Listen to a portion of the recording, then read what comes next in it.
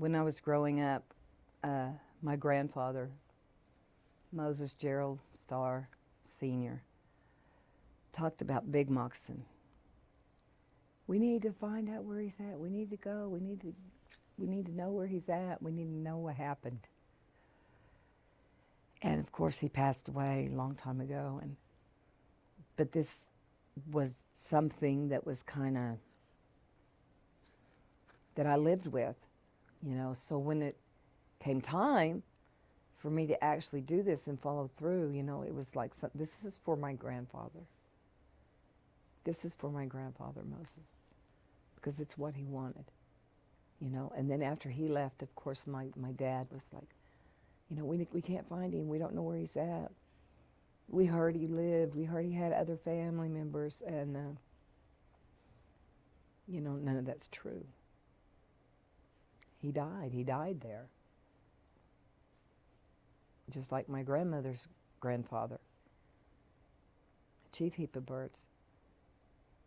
You know, he died there also. You know, and, you know, my grandmother would tell the story that that these gentlemen were taken, you know, because they were accused of high crimes of murder. But the truth of it was that they were taken because they were afraid that of another big uprising out here in this country, you know, in Cheyenne-Repo country.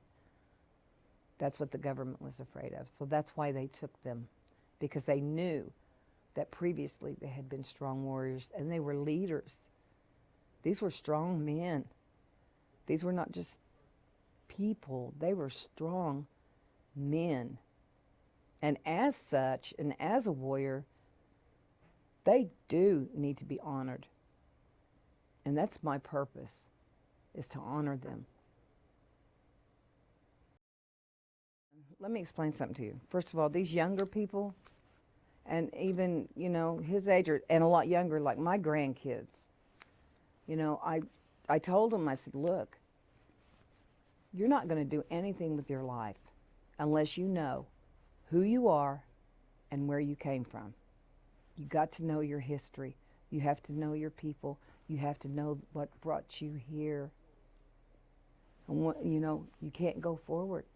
And if you do, it's going to be unbalanced. Your whole life is going to be, there's no balance. Because you have to know where you come from. It's important. It's very important. It's an understanding. And once these younger people get this understanding, then they will learn to grow. They will feel better. They'll be more confident. You know, I'm the great-great-granddaughter of Big Moccasin. I'm the great-great-granddaughter of Chief Heap of Birds. Honorable men, warriors. I didn't know that when I was young. I was just a kid, didn't know nothing. I was just a, you know, a dirty, dumb Indian. You know, had I been taught that, had I known that, I would have been more self-confident in everything that I did. Everything, including, you know, sports, schooling. It has everything to do with everything, every aspect of a human being's life. So it doesn't matter if someone's ancestor was a warrior or, you know, a great leader, or it's just that they need to know who that person was and try to get to know who they were, so they know who they are and where they need to go. Does that answer your question? No? Yeah, it does. It does. What do you think that I say we, but I work here, so I can say that. What do you think that we as a tribe need to do to make this story more of a thing, more of a piece of every tribal member? Tell the story.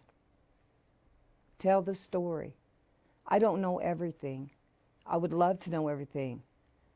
But we have to tell the story, and we have to tell it as close to the reality of what it was as it is, you know, to relate it to our people.